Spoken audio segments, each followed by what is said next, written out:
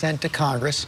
It will be released to the public shortly thereafter, at which point we are going to share those results with you, share Robert Mueller's words with you. We have already heard from the Attorney General this morning, extraordinary press conference at 9:30 this morning, where he laid out, again, his conclusions on what Robert Mueller has found, emphasizing the William Barr, the Attorney General, that Robert Mueller, he says, found no evidence that there was an illegal conspiracy, could not establish an illegal conspiracy between the Trump campaign and Russia. And Barr's conclusion, where he did say there were disagreements over the law with Robert Mueller, that the president did not obstruct justice. I want to bring in our chief White House correspondent, John Karl. They're in Washington with our team prepared to read through the entire report. We also know, John, from William Barr and others, that the president's team had briefings on this report over the last couple of days. We have learned that the president's legal team was briefed twice this week, given a chance to read the entire report. But we also heard that there was no attempt by the president's legal team or by the White House to redact any of the material based on executive privilege. And that is significant, George, because through the course of this investigation, Robert Mueller interviewed many of the president's closest advisors, including his White House counsel, former White House counsel Don McGahn. And what Barr said is that this report, although Barr himself has made a conclusion that we've already known about, that he doesn't believe the president was guilty of obstruction of justice. And John, this report's... Yes? The report has been posted. The report has been posted publicly. So we're going to now try to go to the report itself. We're going to do this deliberately. We're going to take our time. We're going to make sure you all understand exactly what Robert Mueller wrote. And I want to begin with quotes, and I'm going to bring in our team on this from the Obstruction of Justice section. One of the things that Robert Mueller wrote is that several features of the conduct we investigated distinguish it from typical obstruction of justice cases. First of all, he said the investigation concerns the president's, and some of his actions, such as the firing of the FBI director, involves facially lawful acts within his Article II authority, which raises constitutional issues. But he also points out that the president, as the head of the executive branch, has unique and powerful means to influence official proceedings, subordinate officers, and potential witnesses, all of which is relevant to potential obstruction of justice analysis. And then the third point he brings out is that the evidence did not establish that the president was involved in an underlying crime related to Russian election interference. Although the obstruction statutes do not require proof of such a crime, he continues, the absence of the evidence affects the analysis of the president's intent and requires consideration of other possible motives for his conduct. Bottom line conclusion, though, also from Robert Mueller, and this is a direct quote from Robert Mueller: if we had confidence after a thorough investigation of the facts that the president clearly did not commit obstruction of justice, we would so state. Based on the facts and the applicable legal standards, we are unable to reach that judgment. Accordingly, while this report does not conclude that the president committed a crime, it also does not exonerate him. Dan Abrams, let's begin with the obstruction, your reading of these first excerpts that we're seeing. So it seems that there's a lot of on the one hand, on the other hand, right? When you read through this, they're laying out certain reasons why there could be obstruction, and then other reasons why it wouldn't be obstruction. And then you go further on, and again, we haven't gotten to read the entire thing, but these are sort of the general conclusions here. And he then concludes with that statement that you just read. I think there's one other, there's another key phrase there with regard to obstruction of justice, and it's basically talking about it says, with respect to whether the president can be found to have obstructed justice by exercising his powers under Article II of the Constitution, we concluded that Congress has authority to prohibit a president's corrupt use of his authority in order to protect the integrity of the administration of justice. Under applicable Supreme Court precedent, the Constitution doesn't categorically and permanently immunize a president. But it sounds like what they're saying is that Congress hasn't done that yet, and that there's almost like a sentence missing that we still need to figure out in terms of, because that's a critical phrase there.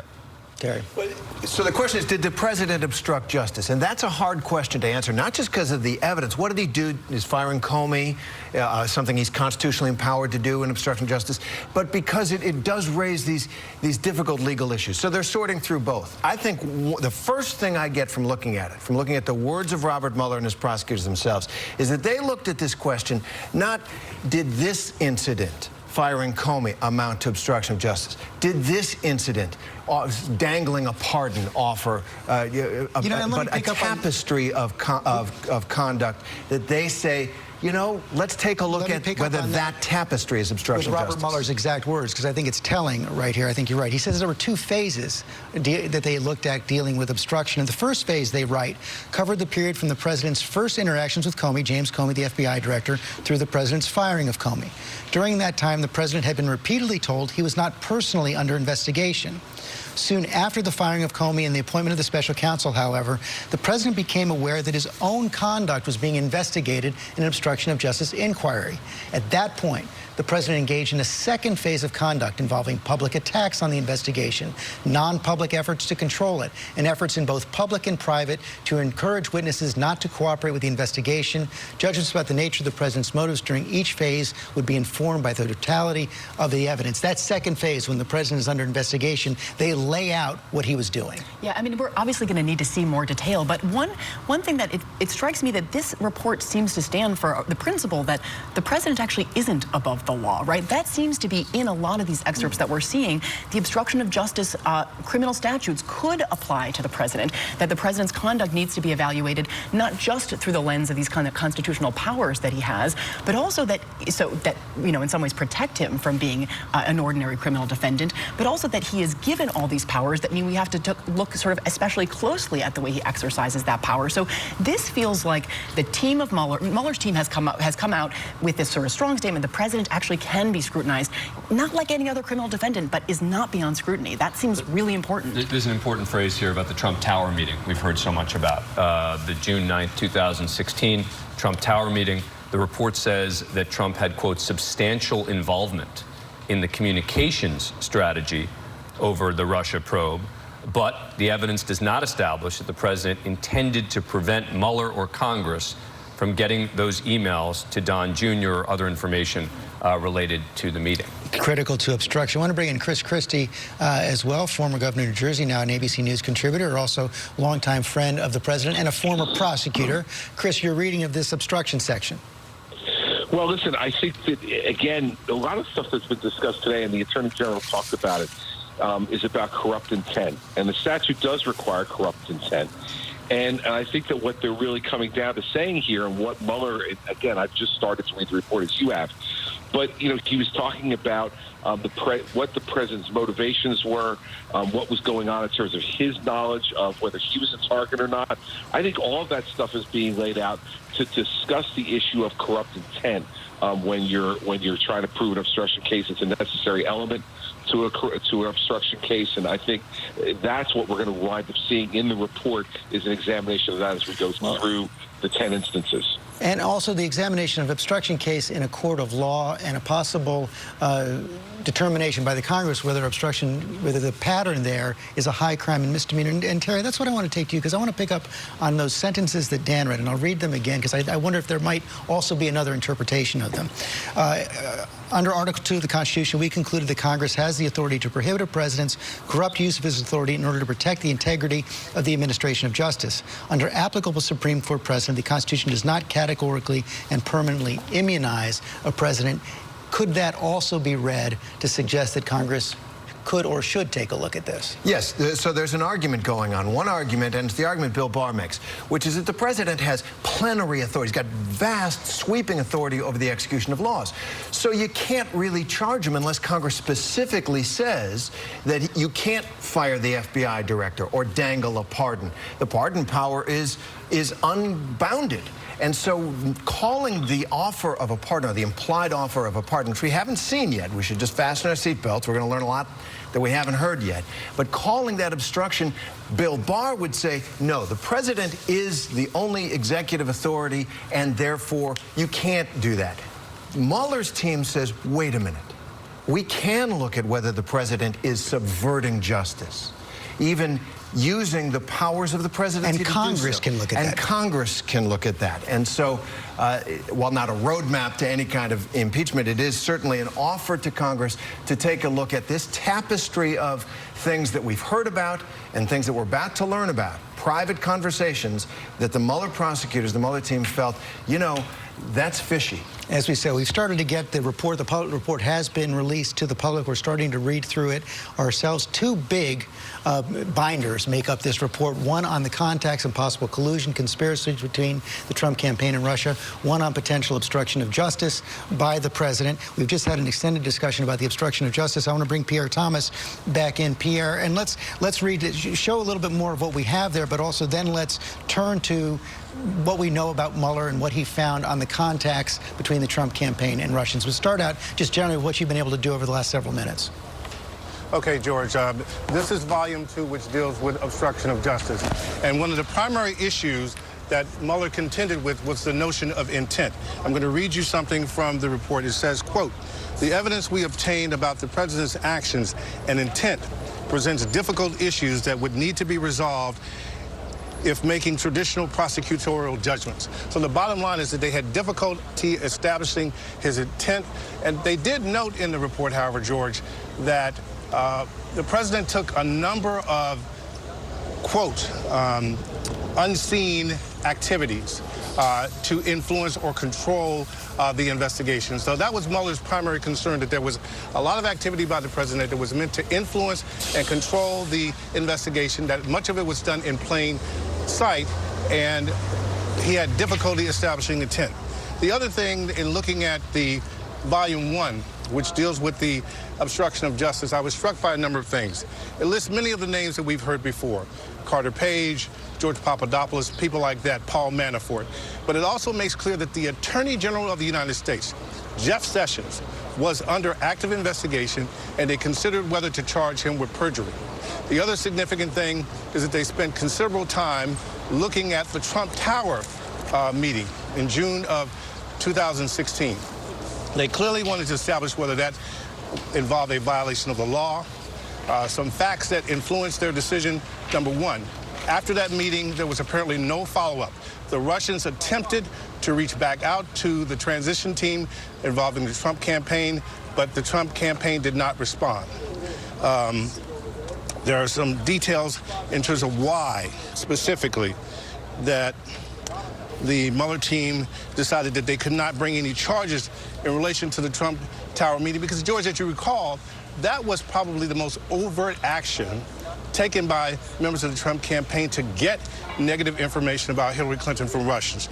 Here's what the special counsel had to say about that. Quote, "Campaign officials or individuals connected to the campaign willfully violating the law basically would be difficult to improve that they had the intent to violate the law."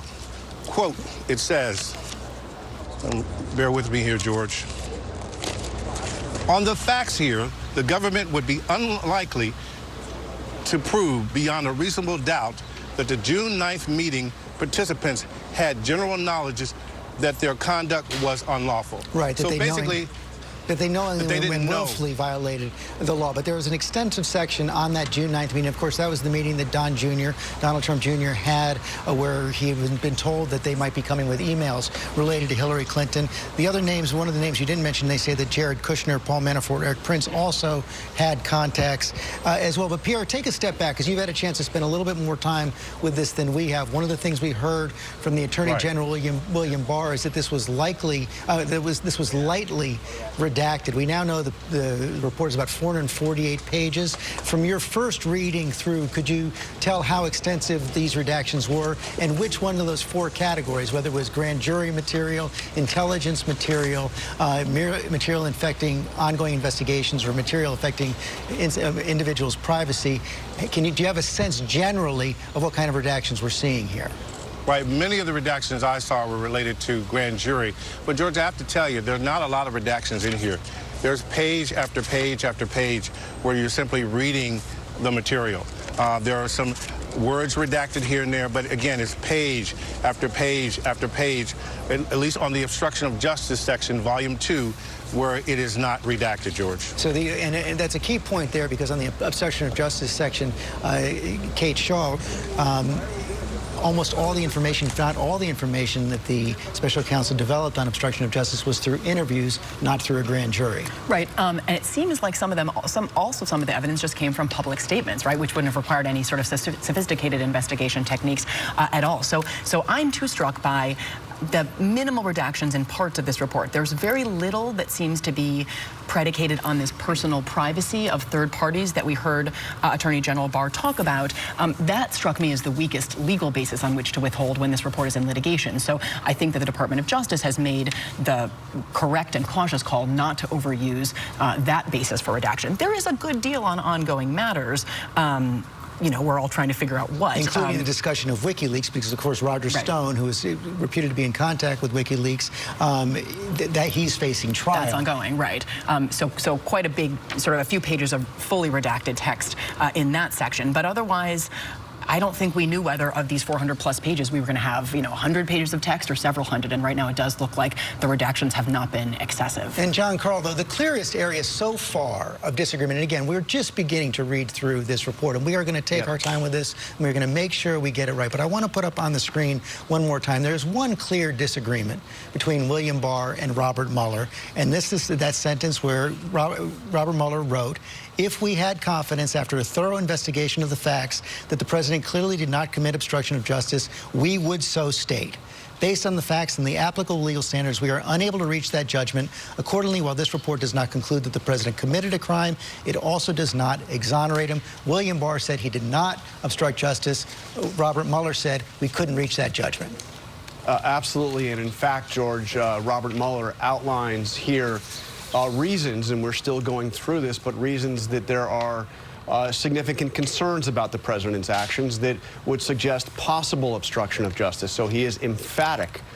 He could not clear the president of this. He did not exonerate the president on the question of obstruction of justice. In fact, he found chapter and verse cases that raise serious concerns and questions about whether or not the president, in fact, obstructed justice. And Mary Bruce, our senior congressional correspondent, Congress, as we said, now does have this report along with the rest of the public. I'm sorry, she's actually in the president's event right now. Terry Moran. So as we go through it, we are confronted with, first, a lot of new information. The first thing to say is there is a lot of stuff that the public has not heard. Private meetings, comments by the president, and that in part goes to Attorney General Barr's notion that the president cooperated. He could have claimed executive privilege. He let his lawyer, his White House lawyer, spend hours with the special counsel. He didn't claim executive privilege. They turned over 1 million documents. So we're going to learn a lot, and some of it isn't pretty. And one thing we talked about is Don McGahn, right? We've been talking about the former White House counsel, and what will he say? And this is page 113. The president orders McGahn to deny that the president tried to fire the special counsel. And then they give the background on what happened. In late January of 2018, the media reported that in June 2017, the president had ordered McGahn to have the special counsel fired based on reported conflicts of interest. McGahn had refused, saying he would quit instead. After the story broke, the president, I'm reading directly from the report, the president, through his personal counsel and 2 aides, sought to have McGahn deny that he had been directed to remove the special counsel. Each time he was approached, McGahn responded he would not refute the press accounts because they were accurate in reporting on the president's efforts to have the special counsel removed.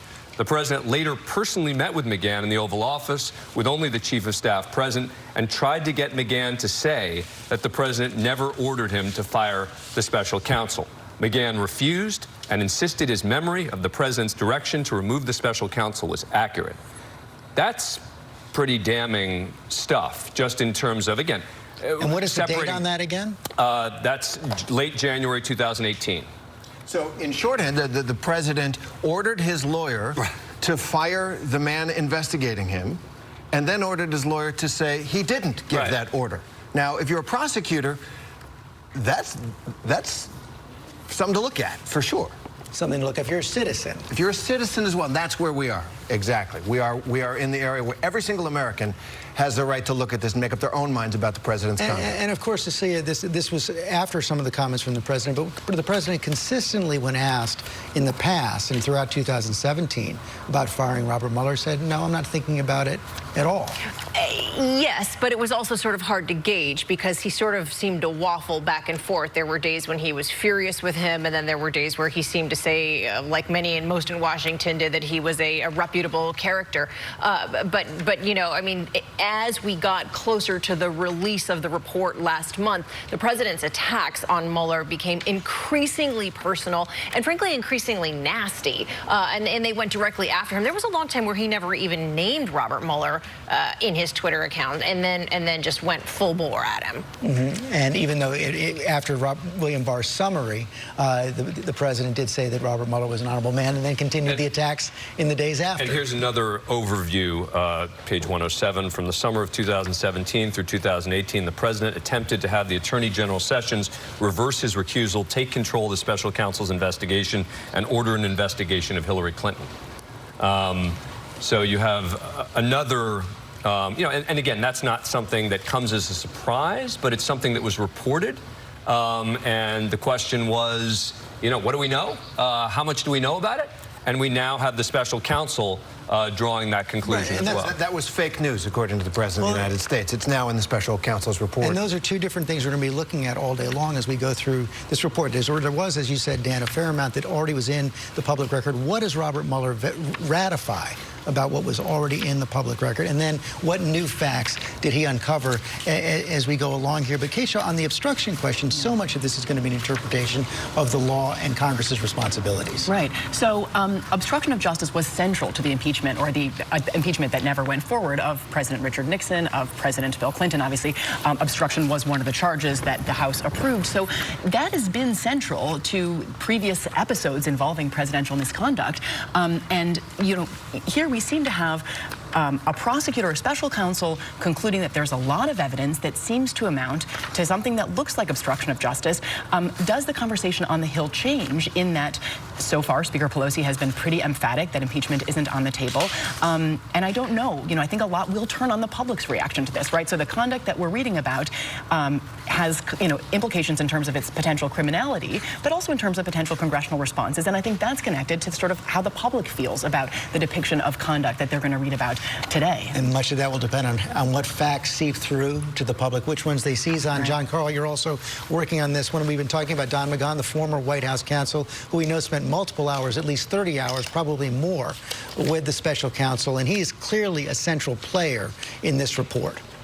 Absolutely. As mentioned, we see that the president directed McGahn to tell Sessions not to recuse himself and then to undo the recusal once he had. But if you look at this very interesting point where Don McGahn was directed by the president to do something that he felt would have been clearly obstructing justice, and refused. This is in the volume on obstruction of justice. On June 17, 2017, the president called McGahn at home and directed him to call the acting attorney general, and say that the special counsel had conflicts of interest and must be removed. McGahn did not carry out the direction, however, deciding he would rather resign than trigger what he regarded as a potential Saturday night massacre. And then, George, it goes on to describe the president's actions to try to enlist one of his prominent outside advisors to get involved in this effort. Corey Lewandowski, who for a time was, of course, the president's campaign manager, had a one-on-one meeting, according to this report, on June 19, 2017, in the Oval Office. And the president dictated a message for Lewandowski to deliver to Jeff Sessions, the Attorney General. The message said that Sessions should publicly announce that, notwithstanding his recusal from the Russia investigation, the investigation was very unfair to the president, and the president had done nothing wrong, and that Sessions planned to meet with the special counsel and, quote, let him move forward with the investigation into election meddling for future elections. Lewandowski was to deliver this message to Sessions. And he met with him, met again with the president the next day. The message had not been delivered. And according to this must come from Lewandowski's discussions with the special counsel. Lewandowski did not want to deliver the president's message personally.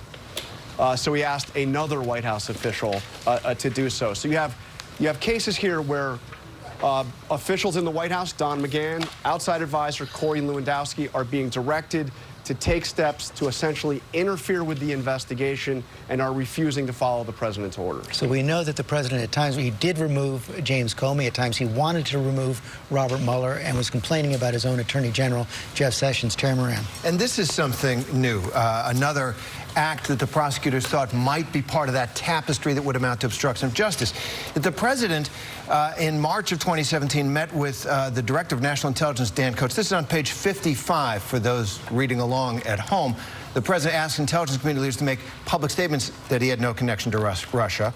Coats says that the president never asked him to speak to Comey at all, but two named officials who are Dan Coats, the Director of National Intelligence top aides, say that when he came back to his office, he said the president had said, is there a way that the intelligence community to get the investigation, get it over with, end it, or words to that effect. So this is the president now reaching out, according to the testimony of Michael Dempsey and Edward Gestaro, the president reaching out to the intelligence community saying, can you interfere with the FBI?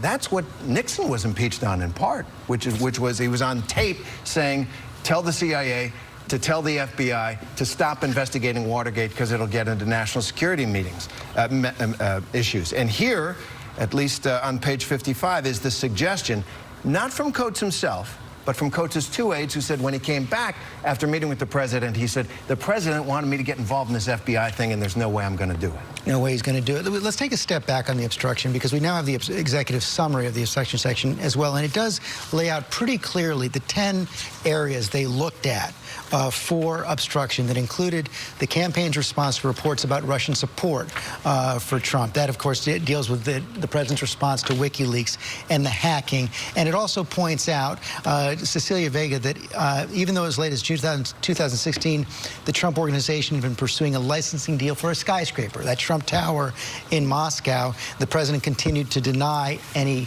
links or any contact. And we've known about that going in, and that's something that he's maintained all along. I'm also now reading, George, through some of the president's answers, presumably written in coordination with, if not by, his legal team to the direct questions that Robert Mueller and the investigators posed to him. And they're going through all of these point by point, talking even in great detail about, you'll remember that speech from the campaign trail when the president says, hey, WikiLeaks, if you're listening, which became a huge, a monumental, we didn't know at the time, a monumental phrase that we've now gone back to over and over. And he's saying, I have, you know, that was made in jest, that I was joking, and that anybody who was watching me would have known. So as we pour through this, we're going to learn more and more about some of the intricacies and the inner workings of things like the Trump Tower meeting and the Moscow deal. And one of the other things, Dan Abrams, that is explained here in the report is why Robert Mueller chose not to push that issue of actually interviewing the president and accepting those written responses. That's right. And, you know, the question was, is he going to be relying on a sort of a technical Department of Justice guidelines issue, which is what targeted the investigation? That's not what I'm seeing here. What I'm seeing is actually just the amount of time it would take and the delay that would... He thought he could get what he needed. Yes, exactly, from other witnesses and other people. So he, in the end, didn't feel that it was necessary and worth, in effect, the amount of fighting that would have had to ensue and time it would have taken to get the president to answer those questions. I am seeing something additional here about the president's answers or lack thereof on certain questions about Michael Cohen. Right. It says on September 17, 2018, this office submitted written questions to the president that included questions about the Trump Tower Moscow project and attached Cohen's written statement to Congress and the letter of intent signed by the president. Among other issues, the questions asked the president to describe the timing and substance of discussions he had with Cohen about the project, whether they discussed a potential trip to Russia, and whether the president at any time directed or suggested that discussions about the Trump Tower project should cease, or whether the president was informed at any time that the project had been abandoned. On November 20, 2018, the president submitted written responses that did not answer those questions about Trump Tower Moscow directly and did not provide any information about the timing of the candidate's discussions with Cohn about the project or whether he participated in any discussions about the project being abandoned or no longer pursued. Instead, the president answers stated in relevant part, quote, I had few conversations with Mr. Cohn on the subject. As I recall, they were brief and they were not memorable. I was not enthused about the proposal, and I do not recall any discussion of travel to Russia in connection with it. I do not remember discussing it with anyone else at the Trump Organization, although it is possible. I do not recall being aware at the time of any communication between Mr. Cohn and Felix Sater and any Russian government official concerning the letter. And of course, those words, I do not recall, are always the words that lawyers would have you use in discussions. And the fact that the special counsel is saying he's not answering our questions. Yeah. I mean, that's not my characterization. That's the characterization from the special counsel. To me, that just really raises the question why they didn't push harder to interview him, right? So they could have tried to nail some of this down, I think, by actually having an in-person interview rather than relying on written responses, some of which are non-responsive. You know, and maybe the open question that might be presented if they are they'd have to maybe litigate it if the president didn't want to sit for the interview and they didn't want to go to a Supreme Court and have this drawn-out divisive fight about the president's ability to be, you know, compelled to testify against his wishes. And then if somehow they did get testimony from him, there's the possibility of perjury, right, which opens up a whole new front of kind of questions regarding the president's, you know, ability to be indicted for criminal conduct. Which is, of course, what got Bill Clinton in trouble as well. Pierre Thomas? Go ahead, George. I couldn't quite hear you. No, you're weighing in now on the president's answers that we were just hearing. Kate Shaw, go ahead. That's right. The president was asked specifically about what he knew about the Trump Tower encounter with Don Jr., Paul Manafort, and Jared Kushner. And we're now seeing his responses for the first time. He says, quote, I have no recollection of learning at the time that Donald Trump Jr., Paul Manafort, or Jared Kushner was considering participating in a meeting in June 2016 concerning potentially negative information about Hillary Clinton. Nor do I recall during the campaign that in June of 2016 that the meeting had taken place, that the referenced emails existed, or that Donald Trump Jr. had other communications. So he's basically saying he did not know about it. That's what he's telling the special counsel. And then he also says, I have no independent recollection of what portion of these 4 days in June 2016 I spent in Trump Tower. So he's saying that he has a very foggy memory in regard to that. And George, there's also some pretty interesting color that we found here about how the president first reacted when he was told that there was a special counsel investigation. He was apparently told by Jeff Sessions, and his quote was to the effect of, oh my God. This is terrible. This is the end of my presidency. That's according to one of the aides, George. Yeah, that and also included something we cannot say right now on TV. I want to bring John Carl in for more. I excluded that. John Carl, for more on that right now. John, again, we have known from what the president has said in public, from the president's tweets, how angry he was about this. But we're seeing much more feeling now from inside the Oval Office, based in part on that extensive cooperation from the president's aides. And what is significant about this is we learned that the president was in the Oval Office talking about potential candidates to replace James Comey as the FBI director. He was meeting with Jeff Sessions, the Attorney General, with Sessions' Chief of Staff, Jody Hunt, and Don McGahn, the president's counsel, when Sessions got the phone call from Rosenstein saying that he had made the decision to appoint the special counsel. So it's when Sessions comes back into that meeting that the president has the reaction that you just heard from Pierre. This is the end of my presidency. And he goes on to say, this is the worst thing that ever happened to me. And during that meeting, he begins to tear into Jeff Sessions, the Attorney General, saying, how could you let this happen, Jeff? How could you let this happen? And he contrasts him to Eric Holder and to Robert Kennedy, who the president is saying, you were supposed to protect me. The president is telling his Attorney General, quote, you were supposed to protect me.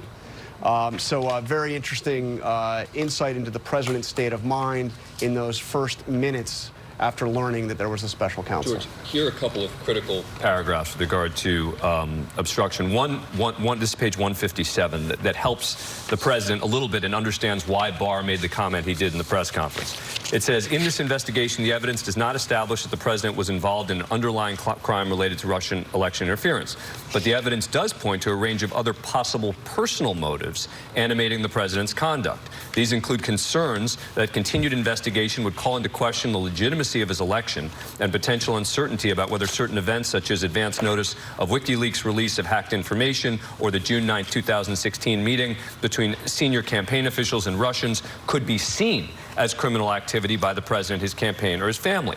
On the other side of this, and this is, I think, one of the most interesting paragraphs in here so far, the president's efforts to influence the investigation were mostly unsuccessful. But that's largely because the persons who surrounded the president declined to carry out orders or accede to his requests. Comey did not end the investigation of Flynn, which ultimately resulted in Flynn's prosecution and conviction for lying to the FBI. McGahn did not tell the acting attorney general the special counsel must be removed, but was instead prepared to resign over the president's order. Lewandowski and Dearborn did not deliver the president's message to Sessions that he should confine the Russia investigation to future election meddling only. And McGahn refused to recede from his recollections about events surrounding the president's direction to have the special counsel removed, despite the president's multiple demands that he do so. Consistent with that pattern, the evidence we obtained would not support potential obstruction charges against the president's aides and associates beyond those already filed. So, in essence, what we're hearing the special counsel is saying is, boy, he was trying really, really hard, but the people around him weren't letting it happen. And then the question is, what does Congress do with information like that, where they could look at that and say, listen, if the president's orders would have been carried out, that might have been a crime. Does it demonstrate an abuse of power? Does it demonstrate unfit for office, even if it doesn't reach that illegal bar? And there is this line, this key line from the Mueller report. With respect to whether the president can be found to have obstructed justice, we concluded that Congress has the authority to prohibit a president's corrupt use of his authority to protect the integrity of the administration of justice. Now, they can do that by passing a law saying the president can't do X, Y, or Z, or they can do that after the fact by saying this pattern, and we're just beginning to learn about it, while it may not have risen to the level of a criminal charge of obstruction of justice, is clearly an effort by the person sworn to uphold the laws of the land to try to get people to help him subvert them. And if they decide that, then we're off to the races. Chris Christie, one of the remarkable things here is how much we're learning from the president's aides. Oh, it's absolutely right. And I think what you're seeing here is that the decision, the early decision by the president and his legal team to not claim any privilege and to allow everybody who the special counsel wanted to speak to, absent the president, to go and speak to the special counsel, that these people, it appears, were, from what we can tell from the early reading report, very candid, very direct about their interactions with the president, and that there was no attempt by these folks, at least as far as I could tell in the early reading of the report, to sugarcoat this stuff in any way. Yeah, but to pick up on what Dan Abrams was reading there, though, they clearly were candid, as you say. That portrait of the president's aides not carrying out his wishes in a way that might end up protecting him from an obstruction of justice charge, pretty remarkable. Well, it is, although I will tell you this, too, though, George. I think having been a chief executive in a state, that's part of what you count on your aides and the people around you to give you advice and to help you with. There are times when you're a chief executive, you're going to get emotional about certain things and say things, and your aides are going to come to you and say, listen, we can't do this or you can't say that. I'm not saying that that ever really involves criminal conduct as we see, potential criminal conduct as we see here. But I think what chief executives count on their aides to do is to be, an informing effect, a moderating effect. And I think that one of the things that is good to see in this report is the fact that all these people stood up to things that they thought would be questionable conduct and refused to do it. I think it says a lot for guys like Don McGahn in particular, who seemed to stand up to some particular pressure that came to him, and he didn't give in. And John Carl, you're picking up more from inside the White House in the report? I am. This is a section of the report, again, on the question of possible obstruction of justice. Recall that Rod Rosenstein was the person responsible for overseeing the special counsel investigation because of the Sessions recusal. And we have here a suggestion that there was a consideration to firing Rosenstein. Let me read to you this. Keep in mind the number 3 official at the Department of Justice at this time is somebody named Rachel Brand. So here we go. In early July 2017, the president asked Staff Secretary Rob Porter what he thought of Associate Attorney General Rachel Brand. Porter recalled that the president asked him if Brand was good, tough, and, quote, on the team. The president also asked if Porter thought Brand was interested in being responsible for the special counsel's investigation and whether she would like to be Attorney General one day. Because Porter knew Brand, the president asked him to sound her out about taking responsibility for the investigation and for being Attorney General. Contemporaneous notes taken by Porter show the president told Porter to keep in touch with your friend, a reference to Brand. Later, the president asked Porter a few times in passing whether or not he had spoken to Brand, but Porter did not reach out to her because he was uncomfortable with the task. In asking him to reach out to Brand, Porter understood the president to want to find someone to end the Russia investigation or fire the special counsel, although the president never said so explicitly. Porter did not contact Brand because he was sensitive to the implications of that action and did not want to be involved in a chain of events associated with an effort to end the investigation or fire the special counsel. So once again, a pretty glaring effort of the president asking a subordinate to do something that the subordinate feels would be either unethical or illegal. Rob Porter was the staff secretary.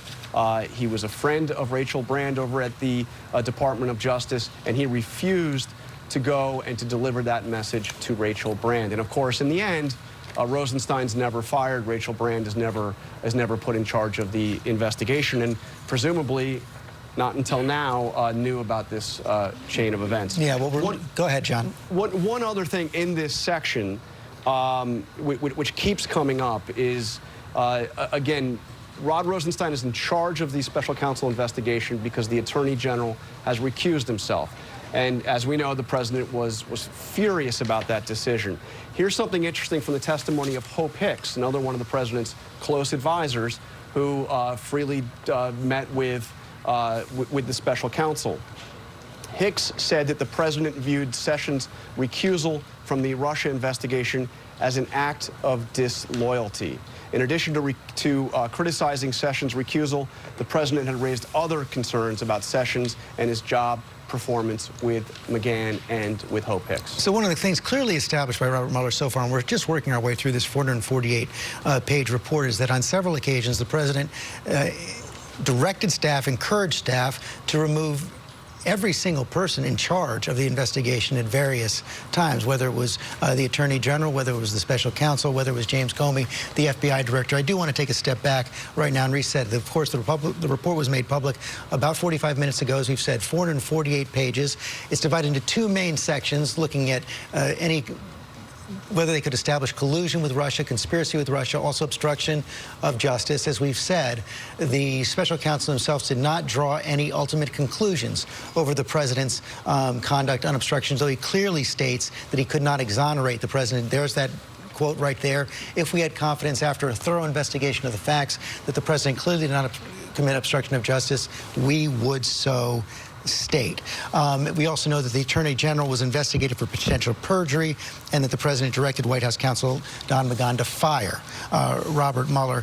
One of the other points he makes, and I want to go back, this goes back to the Michael Cohen section on obstruction of justice, and it's a pattern that Robert Mueller established, is that the president discussed pardons with the president's personal counsel and believed that if he stayed on message, he would be taken care of. But after Cohen began cooperating with the government in the summer of 2018, the president publicly criticized him, called him a rat, and suggested that his family members had committed crimes. This is something we saw often. We saw it with Paul Manafort. We saw it with Roger Stone. We saw it with Michael Cohen. When the president thought witnesses were on his side, he praised them publicly. When he thought they were going in the other direction, he criticized them. And Robert Mueller is now citing this as well. And honing in on that, which goes back to, I think, I would assume his confliction, self-confliction as to whether he could cite obstruction of justice for this against this president. I'm also still pouring through, George. I want to bring up to you the response from the president, and I apologize to our team because I'm not able to get the actual page here, but this is from the president. I'm just struck by the number of times that he and his team say that they do not recall in his written answers. They do not recall everything from talking about WikiLeaks. They do not recall everything from talking about things that we mentioned about Michael Cohen, about the Moscow Trump Tower deal.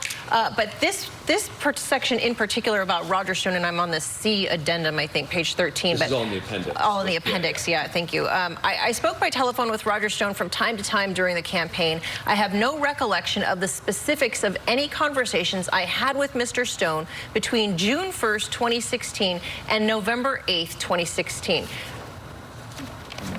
That stretch of time, you can't remember one specific thing? I mean, you kind of scratch your head at that. I do not recall discussing WikiLeaks with him, nor do I recall being aware of Mr. Stone having discussed WikiLeaks with individuals associated with my campaign. And a lot of that section also is redacted because some of that is grand jury material or is facing the continuing investigation of Roger Stone. There's a portrait that's emerging of Donald Trump during these months from these pages. This is a man in a fight, and he is fighting like a beast. At the same time, he's won an election he probably didn't expect to win, and trying to do the hardest job in the world. And so you can look at this evidence of telling people, get this investigation away from me in two ways. And the country will. On the one hand, he's trying to subvert a legitimate investigation into an attack on our country by Russia and whether or not he or anyone around him participated, and he's trying to subvert that. The other way you can look at it is he's got the biggest job in the world to do. He is furious. He sees this as a political fight for his life, for his political life and maybe for his freedom, and he cannot believe that the people who work for him won't help him stop it so he can get on with what he was elected to do, the business of the country. That's the way this reported. That's the portrait that's emerging. A man fighting with fury, asking everybody around him, will no one rid me of this meddlesome investigation? And the question is motive.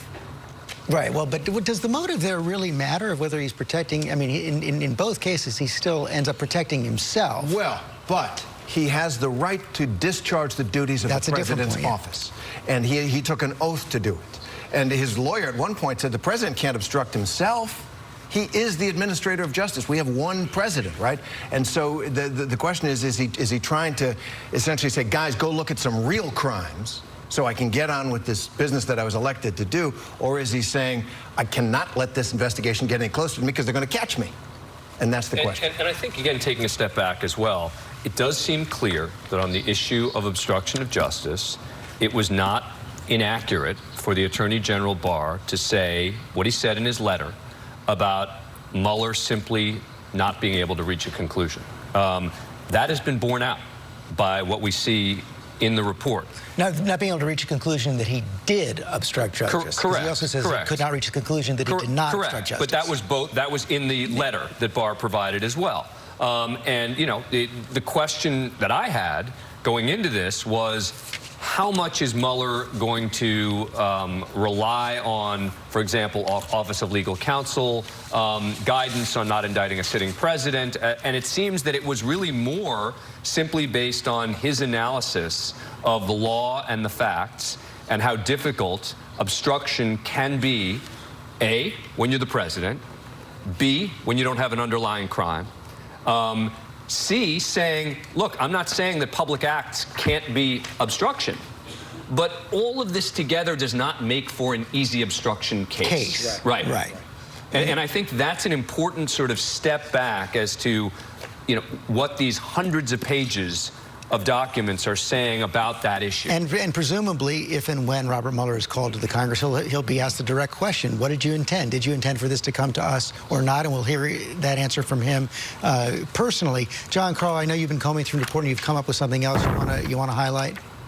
Yeah, 2 points. One is my count so far, and again, we're still working our way through this, but I count 5 people close to the president who refused to follow the president's directives on issues that would have raised obstruction of justice concerns. And the list is pretty incredible here, George. First of all, obviously, Jeff Sessions refusing repeatedly to undo his recusal, and Mueller points out the reason why he wanted that was so that Sessions could constrict the investigation. Don McGahn, his White House counsel, repeatedly refusing to do things like fire the special counsel. Corey Lewandowski, as I described earlier, his former campaign manager, one of his most intensely loyal outside advisors, refusing to pass a message along from the president to the attorney general because he was concerned about the appropriateness of that message. Rob Porter, who interacted with the president as much as anybody in the White House before he was eventually fired, the White House staff secretary, refusing to pass a message to Rachel Brand. Rick Dearborn, one of the deputy chiefs of staff, also listed here as refusing to carry a message to Jeff Sessions. So here you have people, the people that are with the president, that are closest to the president, that are the most loyal to the president, refusing to carry out his directives because they felt, presumably, that these would be illegal. Really an extraordinary tapestry here looking at this. They may have protected the president from himself. If they had gone through with any of these, you know, the implication here is that there would be an obstruction of justice case. Now, George, one other thing is the question of the president's memory in those written questions. Mueller makes it very clear here that he wanted to interview the president in person. He writes, this is an Appendix C. The written responses, we informed counsel, demonstrate the inadequacy of the written format, as we have had no opportunity to ask follow-up questions that would ensure complete answers and potentially refresh your client's recollection or clarify the extent or nature of his lack of recollection. Then he writes, Mueller writes, we again requested an in-person interview limited to certain topics, advising the president's counsel that this is the president's opportunity to voluntarily provide us with information for us to evaluate in the context of the evidence we have gathered. Mueller says that he then, when he didn't get a yes answer, they considered whether or not to issue a subpoena for the testimony. And the reason, prominent reason, that Mueller did not go forward with a subpoena is that it would have dragged out the investigation. It would still be in the so courts it's very today. clear that the president, that Mueller wanted to talk to the president. The president had said publicly that he was willing to talk to Mueller under oath, but he steadfastly refused repeated efforts by the special counsel to interview him in person. And that may have helped him. I want to bring in Tom Bossert, who also is the former director of Homeland Security inside the White House for President Trump. And I want to pick up on the previous point that John was making, that pattern of the president ordering, saying he wants actions from his subordinates to stifle the investigation. Those individuals inside the White House refusing. I mean, you worked inside of the White House. You worked closely with President Trump. Does it ring true to you? Well, I mean, I guess it rings true to me that this president, I think it's no surprise, is pretty on his sleeve with his emotions. When he was angry, we knew it. When he was happy, we knew it. And when he wanted something done, he expressed it to us. But I guess what's not being said here is that he was also, whether it was in a grouchy or begrudging way or otherwise, willing to receive that advice that Governor Christie spoke of. So it wasn't always welcome when we pushed back and informed him that something wasn't legal or proper or effectable. He did it. You know, he said it and he asked us to do it. And then when he took advice back, he grumbled. But I think what we're seeing here today is the president was really well advised by a lot of people that probably deeply frustrated him. And he might not have been well advised by some people that were on his campaign in the beginning, and he just didn't know it at the time. So this is fascinating to read through. George, I have another observation here as I go through this with all the rest of us today.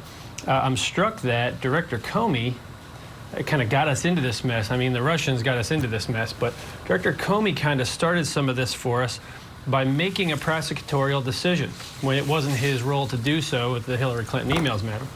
And now we have a special prosecutor who's given the express authority to prosecute crimes in his mandate from the Deputy Attorney General, who chooses, and it's pretty clear, he doesn't say why, but he says, we've chosen not to make a traditional prosecutorial decision here. I mean, the big question for me is why? You can't say because it was hard. there are theories as to why Director Comey made that decision at the time, and he's written about it in his book, so you can debate. But why would this special prosecutor choose to really take a pass on his well, one of the big differences is, of course, Tom, thank you, is that, of course, that James Comey was not looking at the President of the United States then. He was looking at Hillary Clinton, and here the President of the United States was the subject. And Kate Shaw, you've found another portion of the report directly on that point. So in volume 2 on page 1, we actually do get to see what the special counsel made of this OLC position, that a sitting president can't be indicted. Honestly, it's a little confusing what it is they're saying, but basically they say, we are part of the Department of Justice. We've accepted the Department of Justice's view that a sitting president can't be indicted. That said, there's nothing to prevent a sitting president from being criminally investigated. In fact, OLC has actually said that's okay. So we're doing an investigation. But we also determined not to apply an approach that could potentially result in a judgment that the president committed crimes. So they've decided from the jump that they can't conclude that he committed a crime, and yet they do this thorough factual investigation and don't rule out the possibility that he did. Can you read that it's sentence a confusing again? sentence. Page 2 of volume 2. Page 2 of volume 2, which is the obstruction of justice portion. We considered whether to evaluate the conduct we investigated. This is the first full paragraph. Under the Justice Manual standards governing prosecution and declination decisions, but we determined not to apply an approach that could potentially result in a judgment that the president committed crimes. So we essentially decided before we started the investigation what we couldn't conclude. Yeah, but we determined right there, but he actually doesn't say why they made that determination. Well, then he goes on a little bit and he says, here's a couple of things. One, fairness concerns counsel against potentially reaching that judgment when no charges can be brought, in part because if they say he committed a crime but they can't charge him for it, he can't defend himself the way he could in court. Now, I think that misses the fact that the president has this bully pulpit he can use to defend himself, but that at least is the judgment that it seems that this very experienced team of prosecutors made, that so he can't be indicted, he can be investigated, but there's kind of these constraints on the investigation, which is that there's one conclusion: they don't believe they have the legal authority to reach. Now, tell me if you guys disagree with how I'm reading this, but I think that's what it says. And he's basically saying that they're applying 4 factors, right, in terms of evaluating the possibility of obstruction of justice. And the fact that, 1.5 of them relate to the Office of Legal Counsel's view on a sitting president not being indicted, it is clear that was a factor in the way that they looked at the evidence here. Because it does say, second of the 4, we first described the considerations that guided our obstruction of justice investigation, and then provide an overview of this volume. And then number 2 is, while the OLC opinion concludes that a sitting president may not be prosecuted, it recognizes that a criminal investigation during the president's term is permissible. The OLC opinion also recognizes that a president does not have immunity after he leaves office. And if individuals other than the president committed an obstruction offense, that may be prosecuted at this time. Given those considerations, the facts known to us, and the strong public interest in safeguarding the integrity of the criminal justice system, we conducted a thorough factual investigation in order to preserve the evidence when memories were fresh and documentary materials were available. So basically they're saying, yes, the OLC says a sitting president can't be indicted, but that doesn't mean that we can't pursue this investigation. Right, but and this is what's also significant here, and we're just going through this right now, is that was a significant part, Terry Moran, of Robert Mueller's judgment right there. But in fact, William Barr said that he disregarded that. Right. He stepped right in and said there's no obstruction of justice crime here. Regardless of what he said. Well, this is a punt. I'm with Tom Bossert. You got hired essentially to make these decisions. You're the prosecutor. I'm not quite sure why. And reading between the lines, it looks like there was a disagreement on the team. There were some gung-ho prosecutors who thought they could move forward in this, and some who couldn't. And the solution was found in Watergate. Okay, so Watergate was the investigation of a president for obstruction of justice. Before the grand jury, the prosecutors in Watergate had presented it, and the grand jury named Nixon as an unindicted conspirator. So they got him in the conspiracy, but they didn't indict. Now that was secret, but it leaked months later. And there's a reference here. We didn't want to go that route because it would leak. But hasn't the, and correct me if I'm wrong about this, but didn't this OLC interpretation of the law come out in the wake of Watergate. Yes, and then was reinforced during the Clinton investigations, where the sitting president, and this is a debate that's gone back to the beginning of the presidency, can't be indicted because you would disrupt the functions of the government too excessively. But you could either name him as an unindicted co-conspirator, but they actually say at the end, we don't have the evidence for, we can't make the obstruction of justice charge here, or you could seal it, wait for the president to leave office, and then get prosecuted. And this is a separate question, Keisha, but it makes me think of the Southern District of New York, where, of course, Michael Cohen pled guilty on the campaign finance charges. President Trump is individual one in that case, directing Michael Cohen. If the Southern District prosecutors reach the same judgment as Robert Mueller did in paragraph 3, then they're not going to do anything. I think that's right. I mean, the Southern District of New York has always been understood to sort of have this kind of peculiar autonomy from main justice. So if any part of the Department of Justice might break from that orthodoxy, I think it would be that office. But so far as we know, that's not possible. Criminal exposure of the president in the separate Michael Cohen matter doesn't seem like it's really on the table. But I do think that this framing really matters. So, you know, the president in some ways had a massive advantage going into this investigation because there was one outcome that was totally off the table, which is that he committed crimes.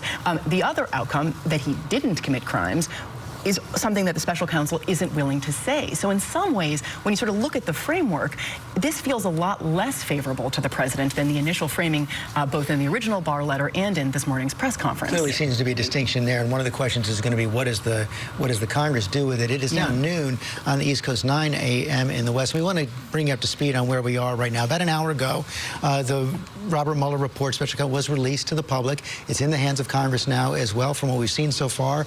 Almost 500 pages long, 448 pages, 2 big sections divided between collusion and obstruction of justice. Special counsel Robert Mueller did not draw an ultimate conclusion on obstruction of justice, did not say that the president was cleared, did not say that the president committed that crime. Quote, if we had confidence after a thorough investigation of the facts that the president clearly did not commit obstruction of justice, we would so state. We've also gone through the parts of the report detailing that the president ordered several members of his administration to interfere with the investigation to get rid of individuals in charge of the investigation, including his White House counsel, Don McGahn, who ordered to fire Mueller. McGahn refused to do that. And we also know that the Attorney General, Jeff Sessions, was investigated for potential perjury over his congressional testimony as well. We now have our senior congressional correspondent, Mary Bruce, is back with us as well. Mary, the Congress has had now about 50 minutes or so, the Judiciary Committees, to digest this report. Any readings from them yet? Well, George, what we are hearing so far, and they are still pouring through this report just like the rest of us, is that Democrats still are not satisfied. We are now seeing calls for Mueller to appear and testify on the Hill piling up. We have both the chairman of the House Judiciary Committee and now the chairman of House Intelligence, Adam Schiff, saying that Mueller needs to come and explain his report in his own words. And that's what you are hearing over and over again from Democrats, that what Barr has put out here, the redacted version, simply isn't going to cut it for Democrats. They are reiterating their calls for the full unredacted report, and they want the underlying evidence, even though Bill Barr has now said that he is going to provide some congressional leaders with an unredacted version with exceptions for grand jury material. That is not enough for Democrats. They've said they want the grand jury material. They want essentially all of the goods, and nothing short of that is going to satisfy them. On the flip side, George, Republicans are saying that they are satisfied with the way Barr has handled this report and the investigation and the rollout of this today. They are hailing his transparency, and we are hearing from the top Republican in the House, Leader Kevin McCarthy, is essentially saying to Democrats, it's time to move on. Give this up. Democrats, certainly, from the looks of it so far, are far from doing that. They're not George. ready to do that. One other point before I let you go, Mary. We also know that the Congress is going to get separate briefings that include some of the unredacted material. And, of course, the top congressional officials on intelligence matters can also get a secret briefing on which is kind of a separate strain of the Robert Mueller investigation. They're investigating their counterintelligence investigation into whether anyone in the president's orbit was compromised in any way. Yeah, and of course they want all of these details, right? But that is still not going to be enough to satisfy Democrats when they say they want the full report and they want to be able to make as much of it public as possible. This gets to the underlying point that they want to see Mueller's true words here. They don't just want Barr's summary. That's not going to be enough. As Adam Schiff said in a statement just a short while ago, we have to get to the bottom of these things. This never, as Adam Schiff said, that after a two-year investigation, the public deserves the facts, not Attorney General Barr's political spin, and nothing short of that's going to satisfy Mary Bruce, thanks very much. I also want to bring in our Chief Global Affairs correspondent, Martha Raddatz, for more on this. And Martha, up until today, so much of what we learned about Russia came from the intelligence community, but also came from the indictments that Robert Mueller laid out before this final report. He's now filling in some of those details. He is, and I think what we can't forget, what the Justice Department said about 2016 was that Russia had a very clear goal, and that was supporting the presidential campaign of then-candidate Donald Trump and disparaging Hillary Clinton. And today we learned more about that. We learned during the WikiLeaks dissemination of information about Hillary Clinton and her emails that earlier that day, and we're talking about July 27th, 2016, candidate Trump made public statements that included the following: Russia, if you're listening, I hope you're able to find the 30,000 emails that are missing. I think you will probably be rewarded mightily by our press. I think we all remember when candidate Trump said that. The 30,000 emails, apparently a reference to those in media accounts that were missing from Clinton's emails. And this today in the Mueller report, within approximately 5 hours of Trump's statement, GRU, and that is the Russian military intelligence officers, targeted for the first time Clinton's personal office after candidate Trump's remarks. Unit 26165 created, that's the Russians, and sent malicious links targeting 15 email accounts at the domain, including an email account belonging to a Clinton aide. Now, there's also another interesting thing in here today. After candidate Trump stated on July 27th, which we just talked about, those 30,000 emails, that he hoped Russia would find the 30,000 emails that are missing, Trump asked individuals affiliated with his campaign to find the deleted Clinton emails. Michael Flynn, who would later serve as National Security Advisor in the Trump administration, and of course later pleaded guilty to lying, recalled that Trump made this request repeatedly, and Flynn subsequently contacted multiple people in an effort to obtain those emails. It also says, however, the investigation did not find evidence that the Trump campaign recovered any such Clinton emails or that these contacts were part of a coordinated effort between Russia and the Trump campaign. And as you know, George, we heard earlier Attorney General Barr say under applicable law, publication of these types of materials would not be criminal unless the publisher also participated in the underlying hacking conspiracy. And thank you, Martha. And Dan, there seems to be sort of a parallelism here. On the obstruction cases, the president orders people to take action. They don't take it. That ends up protecting him. He wants all this material, but there's actually, it never comes, so he's protected by that as well. Absolutely. I think it's a good point. I want to take one more step back, because I think it's important to supplement something I said before. We're now at the beginning again of the obstruction section, where it's the introduction, where Mueller lays out, again, I mentioned this before, but now I've been able to kind of make sense of it better. These 4 factors that he took into consideration in evaluating whether there's obstruction of justice. And when you look at them together, it's actually not good for the president. And here's why. Because he's basically saying he really did rely on the Office of Legal Counsel's conclusion that a sitting president can't be indicted. It starts with, this office accepted OLC's legal conclusion for the purpose of exercising prosecutorial discretion. It goes on. Second, while the OLC opinion concludes that a sitting president may not be prosecuted, it recognizes a criminal investigation is permissible. We talked about that. Number 3, in Section 3, fairness concerns counseled against potentially reaching that judgment when no charges can be brought. Again, sounding like what he's saying is, unless we really had it here, we weren't going to move forward. And that's kind of what he says at the end. It says, if we had confidence after a thorough investigation of the facts that the president clearly did not commit obstruction of justice, we would so state. And so it's almost like they're reversing it. They're saying, we can't prosecute a sitting president. We know that. But we can still investigate a sitting president. But we're telling you right now, if we could clear the president based on the facts and the law, we would, and we can't. And so it's an interesting, almost a reversal of the standard here in saying, if we could exonerate him, we would, but if we could implicate him, not sure that we would do that. Well, beyond not sure, right? We wouldn't do it. We wouldn't be able to bring charges. Yeah. But I think that they might have said that if it was clear that it raised the level of it would have been a crime. But I'm not sure, actually. I mean, it's sort of ambiguous. Right? It's a hard to parse section, and it's a really important one, so it's worth kind of trying to puzzle it through. But one way to read it, I think, is a compromise among competing teams, competing camps on the team, right? So Mueller has 20 very experienced prosecutors working for him, including arguably the best criminal lawyer in the country who is on loan from the Solicitor General's office, and they're puzzling through it, and they maybe had different views about how strong the evidence was, and so they don't say the evidence rises to the level of a criminal action. This is a crime, but we can't indict a president. But they don't say it doesn't, and so it's this odd hybrid, answer that they seem to be giving. One way to understand it maybe is this is for Congress to look at, right? There's a lot of really troubling activity here. But what's clear is they were not asking Attorney General Barr to weigh in. I mean, there's nothing in here which suggests, oh, you know what? And as a result, we're hoping that the Attorney General can decide for us. Based on the same material that we've amassed, and not the personal kind of experience of 2 years of doing it. And I think one of the areas, and I supported something that Barr said based on what we saw here, and I'm now going to say that there is information in here which I think undermines a little bit something Barr said, which is I think he minimized the Office of Legal Counsel opinion on not indicting a sitting president in a kind of unfair way.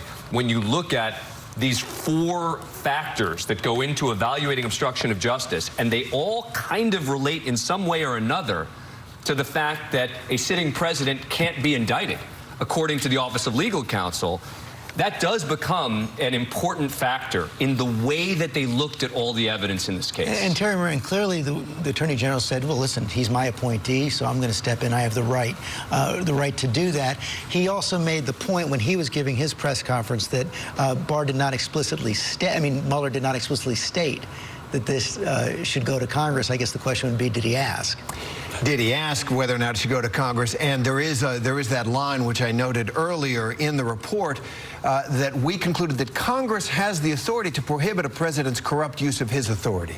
And that in some ways is a suggestion that Congress can take a look at not just whether or not there is the violation of a criminal statute, but whether the president has corruptly used his authority. That's beyond the scope of the Department of Justice. Now, Barr felt perhaps that as the Senate confirmed Attorney General, as the constitutional officer responsible for prosecutorial decisions, he made the call. It's his call to make. John Carl, one of the things that seems pretty clear when you put together what is in the report about the president's feelings about his previous Attorney General, Jeff Sessions, and what we're seeing from William Barr is in many ways the president... I'm sorry, George, somebody was talking to me. Sorry, I was just saying it appears that in many ways the president, in the way that William Barr has handled this today, is getting exactly the kind of Attorney General he wanted. In a way, except for the fact that we are all able to read all of this, George. I think that one of the significant things here is that Barr has released this report the way he's released it. There was nothing here that was redacted, it seems, for the purpose of expressly protecting the president. We are seeing chapter and verse things the president did that in the eyes of the special counsel raised very serious questions of obstruction of justice. Perhaps what is especially interesting here is that you had Don McGahn and Jeff Sessions especially, and others around the president, who stood up for the rule of law in the face of what they were being asked to do by the president himself. These were top advisors, appointees of the president, and they felt that the president was asking them to do things that was not consistent with the rule of law, and they did not comply with those orders. But one other thing I think I don't want to lose sight of in this report is we're talking a lot about the obstruction of justice case. There's significant material in here that we did not know on the question of collusion. Now, of course, if there's no finding that anybody in the Trump campaign was guilty of a criminal conspiracy in terms of dealing with the Russians on this, but the chapter on collusion shows significant contact between people on the Trump campaign and with the Russians. Take a look at page 33, dealing with the Russian disinformation campaign that was a critical part of their effort to meddle in the election. The company, of course, is IRA, the Internet Research Agency. That's the Russian company that was doing this. And Mueller writes, posts from IRA-controlled Twitter accounts were cited or retweeted by multiple Trump campaign officials and surrogates, including Donald Trump Jr., Eric Trump, Kellyanne Conway, Brad Parscale, who's the chairman of the re-election campaign, and Michael Flynn.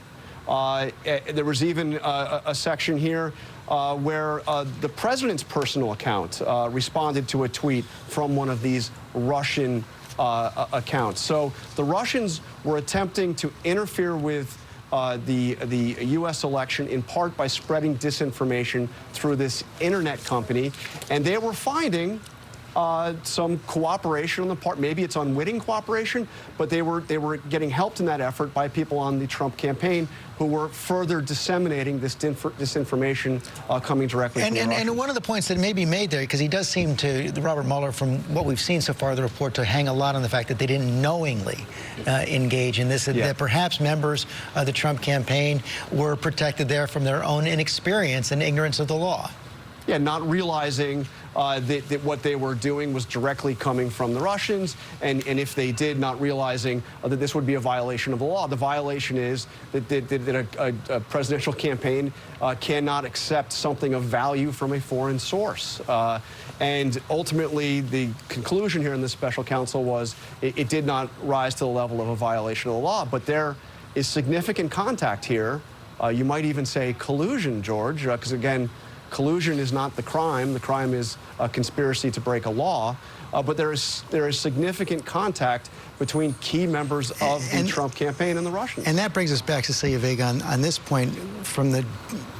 Throughout the election, from the days immediately after the election, what we heard from the president and his team again and again and again, there were no contacts with Russia. We now know there were at least 100 contacts with Russia, and clearly, had all this information been available in real time, a very different world. It was one of the, if not the first question I ever asked then President-elect Donald Trump at that press conference he gave right after the election on the ground floor of Trump Tower here in New York City. Did you or anyone on your team have contact with the Russians? And he turned back to me and said, no, absolutely not. We now know that to not be true.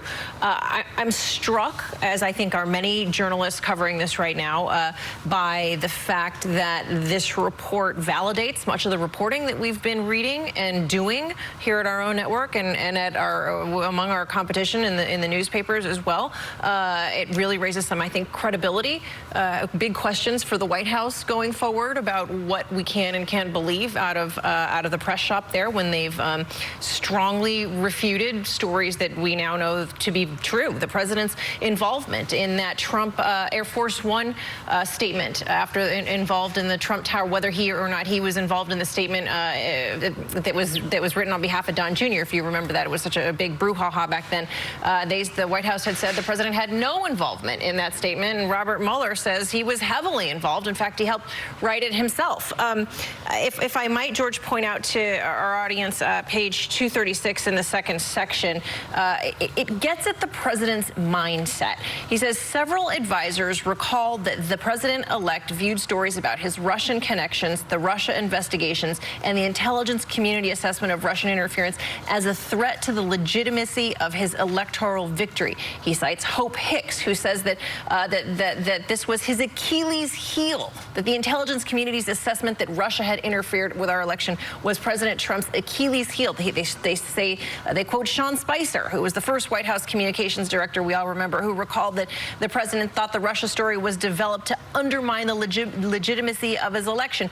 Aide after aide, Gates, former Chief of Staff Reince Priebus, recalling that the intelligence assessment came out when it came out, the president-elect was concerned people would question the legitimacy of his win. So as we go through these 400 pages and we wonder why and how all this could have happened, it's because the president was so very directly threatened by this investigation that was happening. Remember that Ken Starr, and Kate and I were talking about this before, Ken Starr viewed it as an impeachable offense that the president lied to the public about certain facts on Monica Lewinsky.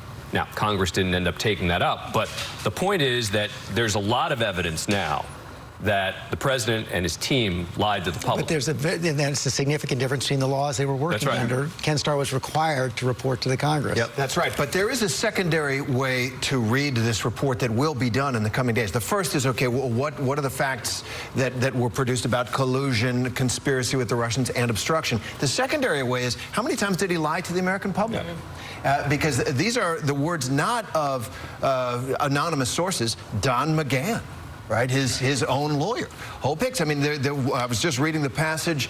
It's on page 71 of the second section, where in really what was a shocking move to many people, the president had the foreign minister of Russia and the Russian ambassador into the Oval Office, a security nightmare, many people thought, and supposedly said, Comey's off my back. He was crazy. Got all the pressure off of us now. And so the White House never formally denied it, but kind of pushed reporters away from that. Don McGahn testified to it right after the meeting. He talked to the president about it. And it was confirmed. That's what the president told the Russians. Now we can do business. That will be one of the big questions going forward. Again, a lot of this, as Cecilia pointed out, has been reported before, absorbed, it appears, by at least parts of the American public. Will it take on a different character now that it's been ratified by the special counsel? I want to bring Chris Christie back in, because Chris, as I say, you're a former prosecutor as well as a former governor of New Jersey, and you wanted to weigh in on this question, this section of why and how Robert Mueller chose not to reach an ultimate conclusion that the president obstructed justice. Yeah, George, I agree with Dan's analysis earlier that that the OLC opinion plays even more of a role in it than was initially thought. And when you go back now, if you look at the report in the summary section on page 2, look at the third point. What he says in there is that the ordinary means for an individual to respond to an accusation is through a speedy and public trial with all the procedural protections that surround a criminal case. An individual believes he was wrongly accused can use that process to seek to clear his name. In contrast, the prosecutor's judgment that crimes were committed but that no charges will be brought affords no such adversarial opportunity for public name clearing before an impartial adjudicator. So I think what he's also saying here is another reason we didn't do it in terms of saying we thought he committed a crime without bringing charges is that we're tarring him without giving him a public forum opportunity among a jury of his peers to be able to clear his name. And the reason he can't do that is because he can't be charged under the OLC opinion. So I think the OLC opinion played a much more key role in Bob Mueller's determination than we were originally led to believe when you really carefully read page 1 and page 2 of that report. Can I press you on that then? How do you explain the quite large difference between Robert Mueller and William Barr? William Barr saying that the OLC opinion had no role in his ultimate judgment that the president did not obstruct justice. Well, I think there's the difference. I think it played a role in Mueller's determination, but didn't play a role in Barr's determination. Barr's saying, I've looked at the facts, and the facts as laid out by Mueller to me don't constitute a winnable obstruction case, therefore we're not bringing the case. I think what Mueller is saying is, even if I wanted to, I don't think I could. And the reason, because we're talking about why didn't he give an opinion in here? Why didn't he say, I think he did it or I think he didn't? And I think that third paragraph tells you why, if he believed that it was obstruction, he didn't say it. Because what he's saying is that would be unfair to the president because he doesn't have the opportunity, like every other person who's accused of a crime has, to be able to have a trial in front of an impartial adjudicator, a federal judge, and a jury of his peers to be able to present evidence to clear his name. And so I think that it may not have played, you have to take Attorney General Barr at his word, it may not have played any role in he and the Deputy Attorney General's ultimate determination about whether to bring those charges or not. But it seems to me from reading this, and the more carefully we read it, I think the clearer it is, that it did play a very large role, not only in whether he decided to charge or not, but almost just as importantly, whether he was going to opine on it or not, because he thought that would be fundamentally unfair to the president. And Chris, let me ask you the question I asked Kate Shaw a moment ago. What does this tell you about, again, we've known that Robert Mueller spun off a lot of cases as well, including that Michael Cohen case in the Southern District.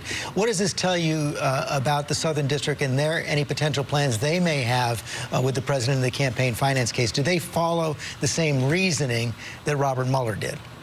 I don't think they're going to have any choice but to, George, because it seems to me that now both Robert Mueller, impliedly, and Bill Barr explicitly have taken that position. And listen, having been a U.S. attorney, in a case that has national importance beyond just your own district, you are not going to bring charges that have, on a case like this, that have not been signed off on by the Deputy Attorney General and the Attorney General. And it seems to me from reading this, and this is speculation on my part, but it seems to me from reading this that there's no way they would get the approval of this Attorney General to bring those type of charges against the sitting president, given what we see in the Mueller report and what we've heard from the Attorney General. Chris Christie, thanks very much. I want to go to Capitol Hill. Our senior congressional correspondent, Mary Bruce. You're at the White House right now, but you cover Capitol Hill. And clearly the big question now, it appears that, we've seen these prosecutorial judgments from Robert Mueller, from William Barr. We just heard Chris Christie's analysis of the Southern District. The key question now is, how does Congress read this evidence? What do they do with it?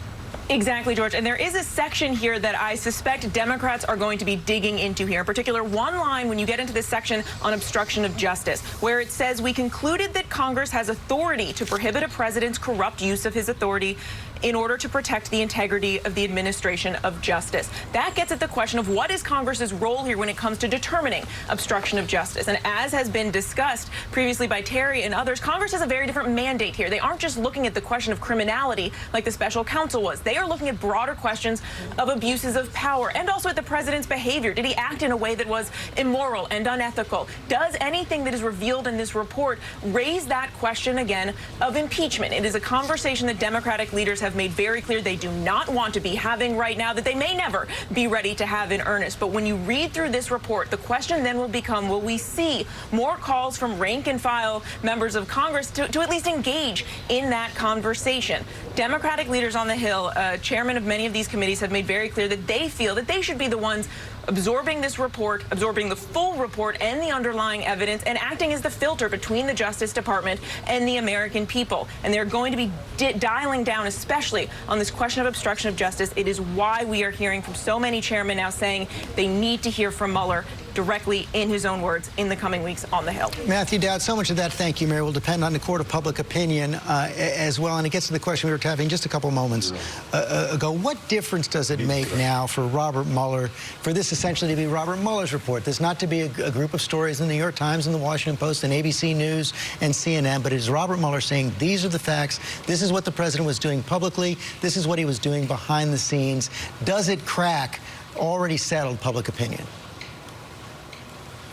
Well, that's a big question, but I think it lands with a much deeper weight than what has been discussed before, that what Bill Barr said or what was said in the New York Times. I think it's important to separate the two things here.